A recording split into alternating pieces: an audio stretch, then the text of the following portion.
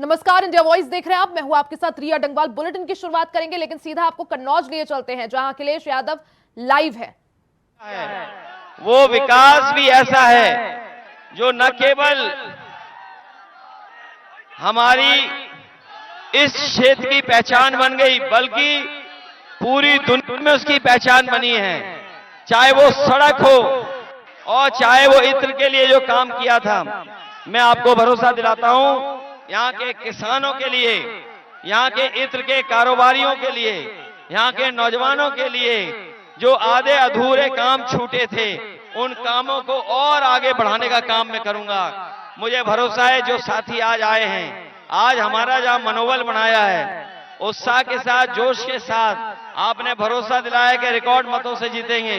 लेकिन इसी जोश और उत्साह के साथ आप लोग गांव में जाकर के, अपने बूथ पे जाकर के अगर हमारी मदद करोगे तो अभी तक की सबसे बड़ी जीत समाजवादी पार्टी की होगी। ये जिम्मेदारी आपको लेनी होगी। जब आप जिम्मेदारी लेंगे अपने बूथ जिताने की, अपने बूथ पे हमारी मदद की, आपको अपना बूथ जिताना है, मदद करना है। बूथ जिताएंगे आप लोग। बूथ, मैं देख रहा हूं इतना बड़ा कार्यालय, इतना बड़ा मैदान, सब भरा पड़ा है। इतना कार्यालय कभी नहीं भरा दिखाई दिया। इतने कार्यालय में समर्थक कभी नहीं आए, पहली बार दिखाई दे रहा है।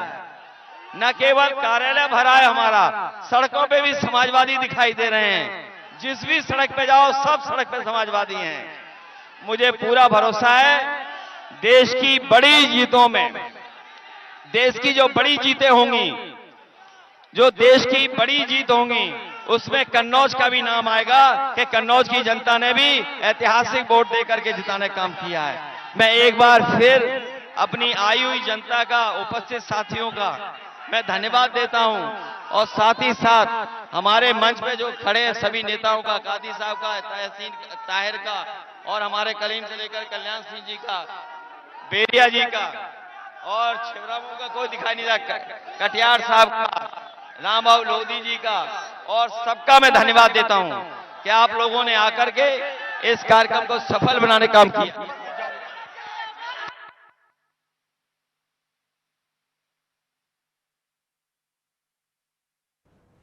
कन्नौज से आज अखिलेश यादव ने अपना नामांकन किया।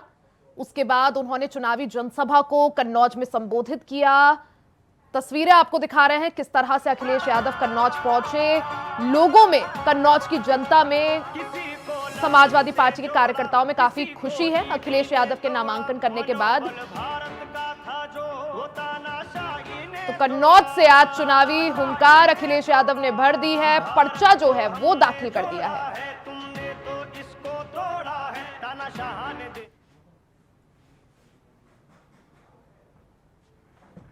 वहीं चुनावी भाषणों पर शिकायत के बाद एक्शन लिया गया है। पीएम मोदी और राहुल गांधी को नोटिस इलेक्शन कमीशन ने भेजा है। चुनावी भाषणों पर चुनाव आयोग ने नोटिस दे दिया है।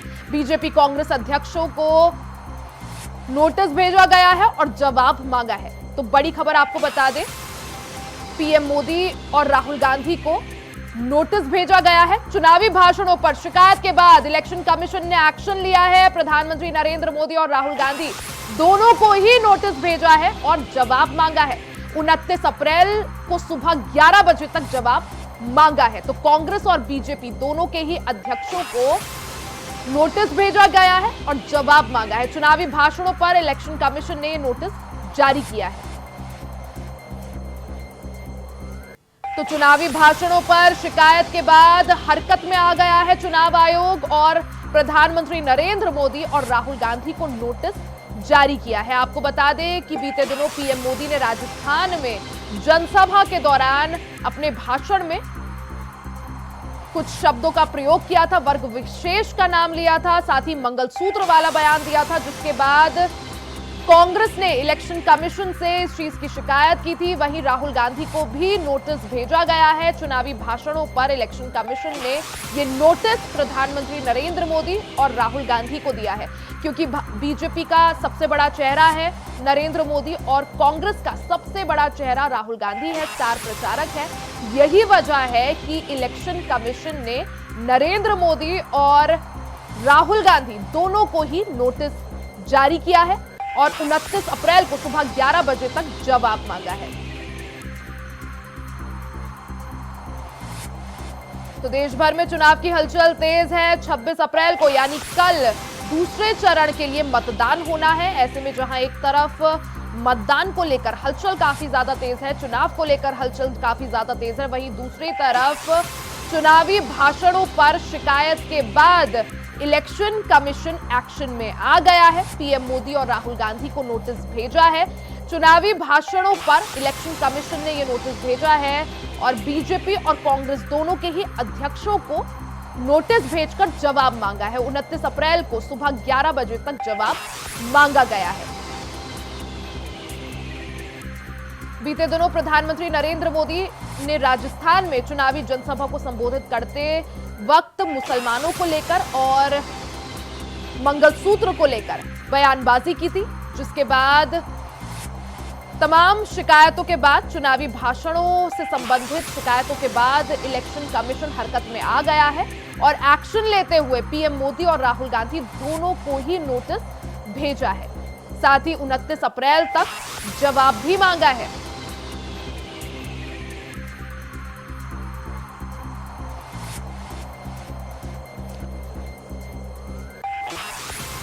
अजीत कुमार हमारे संवाददाता ज्यादा जानकारी के साथ लाइव जुड़ गए हैं।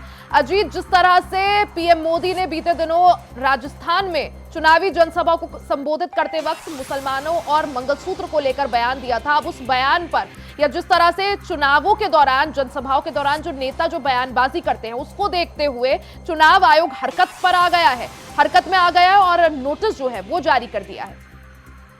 और देखिए, बिल्कुल रिया, लोकसभा चुनाव का जो प्रचार प्रसार अभियान है जोरों पर है और आपको बता दें और रिया जी, कल यानी 26 अप्रैल को दूसरे चरण का जो मतदान है वो होना है और उससे पहले इलेक्शन कमीशन ने सख्त एक्शन लिया है। और इस बार जो एक्शन है केवल एक नहीं बल्कि भाजपा और कांग्रेस दोनों के खिलाफ लिया, जहां भाजपा पर मोदी को और वहीं कांग्रेस पर राहुल गांधी को, दोनों को इलेक्शन कमीशन ऑफ इंडिया ने नोटिस भेजा और 29 तारीख तक पीएम मोदी से और राहुल गांधी से स्पष्टीकरण मांगा कि जिस तरीके से लगातार देखने को मिला है आमतौर पर, हालांकि ये कोई पहला अवसर नहीं, इससे पहले भी आमतौर पर चुनाव के दौरान में जाति और धर्म के आधार पर वोट मांगने की जो राजनीति है वो विशेष तौर पर देखने को मिलता है। और इस बार जो इलेक्शन कमीशन इस मामले में काफी सख्त रवैया दिखा रहा है। हालांकि जिस समय इलेक्शन कमीशन द्वारा प्रेस कॉन्फ्रेंस करके की तारीखों की घोषणा की जा रही थी, उस समय भी विशेष तौर पर ये बातें कही गई थी और उन्होंने विशेष हिदायत दी थी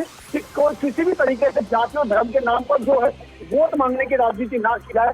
और आखिरकार उसके बावजूद भी जो पार्टी है वो नहीं मानने को तैयार नहीं थी और कहीं ना कहीं इसी वजह से इलेक्शन कमीशन ऑफ इंडिया की तरफ से इसका एक्शन देखने को मिला है, जहां पर पीएम मोदी और राहुल गांधी को नोटिस भेजा है और 29 तारीख को सुबह 11 बजे तक इस चीजों पर स्पष्टीकरण मांगा है। जो जाति और धर्म के नाम पर जिस तरीके से तमाम जो मंच पर संबोधन देखने को मिलता है। अजीत, एक तरफ जहां इलेक्शन कमीशन ने हरकत में आते हुए, एक्शन लेते हुए पीएम मोदी जो कि बीजेपी का सबसे बड़ा चेहरा है और राहुल गांधी जो कि कांग्रेस का सबसे बड़ा चेहरा है, दोनों को ही नोटिस जारी किया है और जवाब मांगा है 29 तक। लेकिन दूसरी तरफ अगर चुनावी मूड देखे तो इस बार के चुनाव का एजेंडा पूरी तरह से धर्म की राजनीति पर बढ़ता हुआ नजर आ रहा है। देखिए, बिल्कुल साफ तौर पर देखने को मिल रहा है जिस तरीके से भाजपा और एनडीए इस चुनाव में सनातन और राम मंदिर के मुद्दे पर लोगों के बीच में पहुंच रही है, तो निश्चित रूप से दिखता है कि किस तरीके से धर्म और जाति के आधार पर वोट मांगने की जो राजनीति है वो तेज हो गई है। सिर्फ कुछ समय पहले जो आप सांसद संजय सिंह ने भी भाजपा पर आरोप लगाया था कि किस तरीके से वो राजपूत के खिलाफ जो है वो राजपूत समाज को बांटने का जो काम है वो कर रहे हैं। तो समय समय पर देखने को मिला कि किस तरीके से जाति और धर्म के नाम पर जो वोट मांगने की राजनीति है वो तेज होती है। लेकिन इस बार इलेक्शन कमीशन ऑफ इंडिया ने सख्त रवैया अपनाया है और पीएम मोदी और कांग्रेस के नेता राहुल गांधी दोनों को ही, पीएम मोदी वो चेहरा जो न केवल भाजपा बल्कि एनडीए के एक बड़े चेहरों, खुद प्रधानमंत्री नरेंद्र मोदी के साथ पूरा भाजपा जो है वो इस बार इलेक्शन के चुनावी मैदान में उतरा हुआ है। तो निश्चित तौर पर कहा जा सकता है कि अगर इलेक्शन कमीशन ने खुद पीएम मोदी को लेटर भेजा है तो कहा जा सकता है कि इस बार जो इलेक्शन कमीशन है वो निष्पक्ष रूप से जो चुनाव प्रक्रिया है वो उसको करवाना चाहता है। अजीत, क्या माना जाए कि इसका कुछ असर देखने को मिलेगा? जिस तरह से नोटिस जारी हुआ है, जवाब मांगा गया है, क्या इसका कुछ असर देखने को मिलेगा? देखिए, बिल्कुल निश्चित तौर पर कहा जा सकता है, जब इलेक्शन कमीशन ऑफ इंडिया किसी भी नेता को अगर नोटिस भेजा तो उसका जवाब उनको देना ही पड़ता है, क्योंकि चुनाव है और इस समय चुनाव आचार संहिता का उल्लंघन करना बहुत बड़ी बात हो जाती है। तो जब ये नोटिस प्रधानमंत्री को जाता है तो कहीं ना कहीं ये और उस समय मामला और गंभीर हो जाता है, और बल्कि इससे अन्य लोगों को भी जाहिर सी बात है उदाहरण पेश होता है कि अगर प्रधानमंत्री नरेंद्र मोदी के नाम पर अगर नोटिस जा सकता है तो अन्य नेताओं या अन्य कैंडिडेट के नाम पर भी नोटिस जाना कोई बड़ी बात नहीं है। निश्चित तौर पर इसका असर जो है वो आने वाले चुनाव प्रचार में जरूर देखने को मिलेगा। आने वाले समय में निश्चित तौर पर इसका असर देखने को मिलेगा। जी बिल्कुल अजीत, जहां एक तरफ कल जो है दूसरे चरण के लिए मतदान होना है, लोकसभा चुनाव को देखते हुए हलचल पूरी तरह से तेज है, वहीं इस बीच जिस तरह से पीएम मोदी और राहुल गांधी को इलेक्शन कमीशन का नोटिस पहुंचता है, क्या मायने निकाले जाए? देखिए, निश्चित तौर पर कहा जा सकता है कि इसके सबसे बड़े मायने यही है कि इलेक्शन कमीशन ऑफ इंडिया ने साफ तौर पर दिखाया है कि वो किसी एक पार्टी पक्ष को नहीं बल्कि कोई भी हो वो निष्पक्ष रूप से सभी को नोटिस भेजने को तैयार है। क्यों? क्योंकि उसने साफ कर दिया है कि वो जो चुनाव है वो निष्पक्ष रूप से चुनाव करवाना चाहता है, और इसलिए जाति धर्म के नाम पर जो वोट मांगने की राजनीति है वो इस बार संभवतः नहीं चलेगी। हालांकि समय समय पर इस तरह की जो राजनीति है वो आमतौर पर देखने को मिलती है, लेकिन देखना ये होगा कि इस नोटिस के बाद किस तरीके से आने वाले समय में जो राजनीतिक पार्टियों का जो प्रचार प्रसार है उसमें कितना असर देखने को मिलता है, और वो किस कदर जाति और धर्म के नाम पर अपनी जो राजनीति है वो करते हैं। जी ठीक है अजित, आप नजर बनाए रखें, बहुत बहुत शुक्रिया जानकारी के लिए। भाई अमेठी से बड़ी खबर आपको बता दें, अमेठी से नामांकन कर सकते हैं राहुल गांधी। 1 मई को नामांकन कर सकते हैं राहुल गांधी। 27 अप्रैल को नामांकन से पहले राहुल गांधी अमेठी का दौरा करेंगे। तो अमेठी की सियासत से जुड़ी आपको बड़ी खबर बता दें, अमेठी से नामांकन कर सकते हैं राहुल गांधी। इस दौरान 1 मई को अमेठी से नामांकन कर सकते हैं, वहीं नामांकन से पहले 27 अप्रैल को अमेठी जाएंगे राहुल गांधी। तो 26 अप्रैल को वायनाड में चुनाव है। वायनाड समेत देश भर की कई सारी लोकसभा सीटों पर चुनाव है, दूसरे चरण का ये चुनाव है, और कयास यही लगाए जा रहे थे कि एक बार अगर वायनाड में चुनाव निपट जाए उसके बाद अमेठी और रायबरेली को देखते हुए कांग्रेस फैसला ले सकती है। ज्यादा जानकारी के साथ हमारे साथ संवाददाता संजय यादव अमेठी से लाइव जुड़ गए हैं। संजय, जिस तरह से कयास यही लगाए जा रहे थे कि एक बार अमेठी में फैसला कर लिया जाएगा, अमेठी को लेकर कांग्रेस फैसला कर लेगी, उससे पहले वायनाड का जो चुनाव है वो निपट जाए। 26 अप्रैल कल है और ऐसे में वायनाड में कल चुनाव है। क्या माना जाए, क्या संभावना, जिस तरह से खबरें आ रही है कि राहुल गांधी अमेठी से चुनाव लड़ेंगे? रिया जी, आपको बता दें कि जैसे ही चर्चा ये आई कि अमेठी से राहुल गांधी हो सकते हैं लोकसभा 2024 के प्रत्याशी अमेठी से, वैसे ही यहाँ पर जो कांग्रेस का कार्यालय है उसमें जो तैयारियां हैं वो जोरों पर शुरू कर दी गई हैं, और कहीं ना कहीं कांग्रेस के जो कार्यकर्ता उनमें भारी उत्साह देखने को मिल रहा है। दोनों कार्यालय, एक गौरीगंज का कार्यालय है और दूसरा जो मुख्यालय पर बना है, और दूसरा कार्यालय जो अमेठी का है उसमें तैयारियां जोरों पर है। उसकी रंगाई पुताई, उसकी सारी तैयारियां जो है वो मेंटेनेंस का, वो सारी तैयारियां पूरी की जा रही है। ऐसे में ये कहा जा रहा है कि वायनाड का चुनाव निपटाने के बाद 27 तारीख को अमेठी आ सकते हैं राहुल गांधी, और 1 मई को यहाँ से वो अपना नामांकन कर सकते हैं। संजय, जिस तरह से खबरें हैं कि 1 मई को राहुल गांधी नामांकन कर सकते हैं, उससे पहले 27 को एक बार पहुंचेंगे, वहां 27 को उनका क्या कुछ कार्यक्रम? संजय, कुछ जानकारी मिल पा रही है? अभी तक रिया जी ऐसा कोई भी जो है वो नोटिस नहीं आया है, कोई भी जानकारी ऐसी अपडेट नहीं हुई है कंफर्म कि वो 27 तारीख को आएंगे। ऐसा लोगों का कहना है, ऐसे जो कांग्रेस के कार्यकर्ता है उनका कहना है कि 27 तारीख को वो अमेठी का दौरा कर सकते हैं। रिया जी, संजय, साथ ही जिस तरह से अमेठी और रायबरेली दोनों ही सीटों पर सबकी नजर है, क्योंकि कांग्रेस का गढ़ दोनों ही सीटों को कहा जाता है, और अभी तक कांग्रेस ने प्रत्याशियों के नामों की ऐलान नहीं किया था दोनों ही सीटों पर। अब क्योंकि चर्चाओं के बाजार एक बार फिर से गर्म हो गए हैं और चर्चाएं यही है कि राहुल गांधी अमेठी से ताल ठोक सकते हैं, क्या माना जाए, अमेठी से राहुल गांधी और रायबरेली से प्रियंका गांधी? ऐसा कहा जा रहा है, जैसा कि आपको बताया रिया जी कि पीछे कई दिनों से ये सस्पेंस चला आ रहा था कि कांग्रेस किस नाम पर अमेठी में मोहर लगा सकती है और किस नाम पर रायबरेली में मोहर लगा सकती है। अब ऐसा सुनाई पड़ रहा है, ऐसा सुनने में आ रहा है कि राहुल गांधी जो है वो अमेठी से प्रत्याशी बन सकते हैं, और प्रियंका गांधी जो है वो रायबरेली से प्रत्याशी बन सकती है। इन्हीं दो नामों पर इस समय चर्चा तेज हो गई है। रिया, संजय, जिस तरह से राहुल गांधी का नाम सामने आ रहा है और अब चर्चाएं भी यही है कि 27 को अमेठी आएंगे, फिर 1 मई को नामांकन, अखिलेश यादव नामांकन कर चुके हैं, तो क्या माना जाए दोनों ये जो जोड़ी है राहुल अखिलेश बीजेपी पर कितनी भारी पड़ते हुए? कहीं ना कहीं रिया जी देखना पड़ेगा कि इस समय जो चुनावी जंग है वो हर जगह पर छिड़ी हुई है। कल जो है वो दूसरे चरण का जो है मतदान होना है वायनाड में। ऐसे में जो राहुल और अखिलेश की जोड़ी है कहीं ना कहीं पूरे देश में मिलकर प्रचार कर रही, तो इसका खासा असर जो है वो चुनाव में इस बार देखने को जरूर मिलेगा रिया जी, क्योंकि राहुल गांधी जो है वो हमेशा बीजेपी जो है। ठीक है संजय, आप नजर बनाए रखें, बहुत बहुत शुक्रिया जानकारी के लिए। वही अब बात कन्नौज की कर लेते हैं। अखिलेश यादव ने अपना नामांकन दाखिल किया। कन्नौज से अखिलेश यादव नामांकन कर चुके हैं। कार्यकर्ताओं की डिमांड अखिलेश यादव ने पूरी कर ली है। तेज प्रताप की जगह चुनावी रण में अखिलेश है सामने। बीजेपी से सुब्रत पाठक ने भी नामांकन किया। तो बड़ी खबर आपको बता दें, कन्नौज से अखिलेश यादव चुनावी मैदान में है। दूसरी तरफ भारतीय जनता पार्टी की तरफ से सुब्रत पाठक चुनावी मैदान में चुनौती दे रहे हैं। तो अखिलेश यादव ने अब से कुछ देर पहले अपना नामांकन दाखिल किया। उनके साथ रामगोपाल यादव भी मौजूद रहे।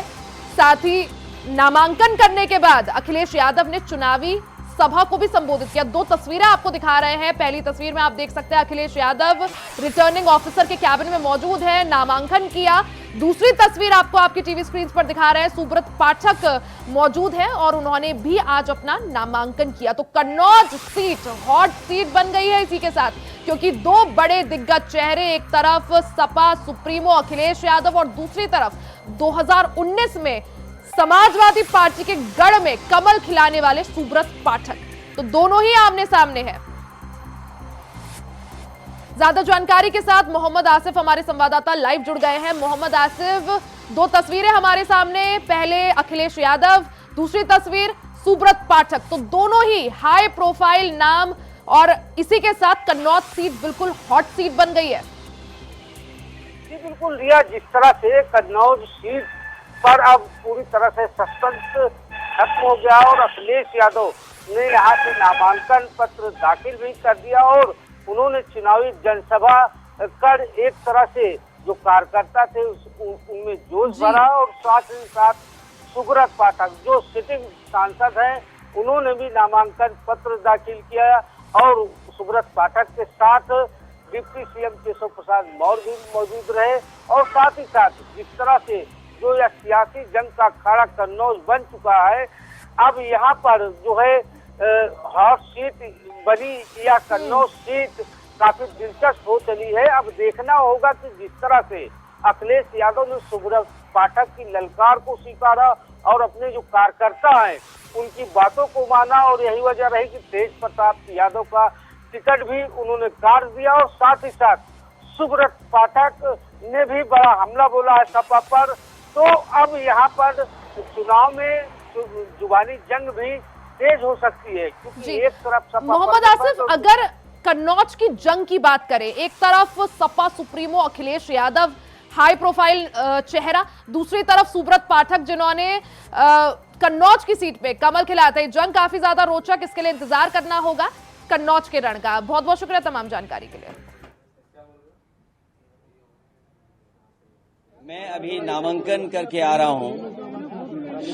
मैं अपने प्रेस के साथियों का और हमारे साथ पार्टी का कन्नौज के जिम्मेदार सभी नेता कार्यकर्ता और बड़ी संख्या में यहाँ के लोगों की भावना ये थी कि समाजवादी पार्टी की तरफ से मुझे चुनाव लड़ाया जाए। मैं जनता का आभार प्रकट करता हूं, यहाँ के अपने कार्यकर्ता साथी जिन्होंने मुझे इस बात के लिए कहा कि आपको कन्नौज में दोबारा एक बार फिर लड़ना चाहिए। मुझे उम्मीद है यहाँ की जनता का मुझे आशीर्वाद मिलेगा। न वो बॉल फेंक पाएंगे न बैट घुमा पाएंगे। अगर पहली बॉल पे छक्का न मारा तो हम समाजवादी लोग नहीं हैं, और 6 की 6 बॉलों पे छक्का मारेंगे। आप तो आ गए हैं कन्नौज में, आपके दोस्त भी अमेठी से आने वाले हैं। अरे सब आएंगे अब तो महफिल यूपी में ही सजनी। राम गोपाल यादव और उनकी पार्टी सांप्रदायिक, जातिवाद और परिवारवाद की पाठशाला से निकली हुई है और ये विनाश की राजनीति करने वाले लोग हैं और ये लूट, आतंकवाद, भ्रष्टाचार को बढ़ावा देने वाले लोग। तो हमने कहा था कि मैच रोचक होना चाहिए। अगर तेज प्रताप लड़ते तो मैच होता भारत और नेपाल के बीच में, अब मैच है भारत और पाकिस्तान के बीच में। तो स्वाभाविक है कि जब वर्ल्ड कप में हमेशा भारत जीतता है। नहीं तो भारत कौन है, पाकिस्तान कौन है? क्या आप हम स्वाभाविक है, हमारी सोच भारतीय है हम लोग, और इनकी सोच पाकिस्तानी। पाकिस्तान माने कोई देश नहीं, पाकिस्तान माने एक सोच, आतंकवाद, भ्रष्टाचार, बेईमानी, नफरत, लूट। तो ये इस प्रकार की सोच है, तभी तो माफिया के घर जाते हैं। माफिया घर पर जाकर कब्र पर फातिया पढ़ते हैं। क्यों जाते हैं भैया? नहीं जी, जनता का आशीर्वाद मुझे मिला था और चूंकि ये लड़ाई कन्नौज बनाम बाहरी की है और मैं कन्नौज से हूँ, अखिलेश जी बाहर तो के कन्नौज अपना गढ़ मानते हैं। उनका गढ़ है, कन्नौज मेरा घर है भैया। ये घर और गढ़ की लड़ाई है।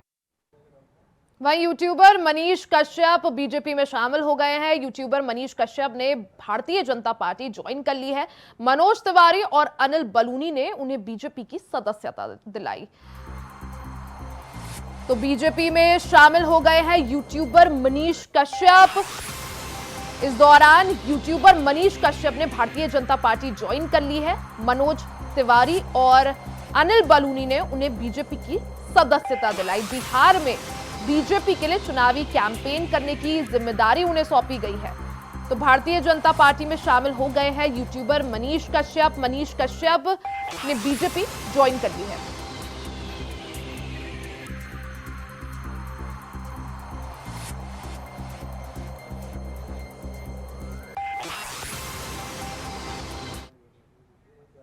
इसी के साथ इस बुलेटिन में फिलहाल के लिए सिर्फ इतना ही। खबरों का सिलसिला जारी रहेगा, बने रहे हमारे साथ।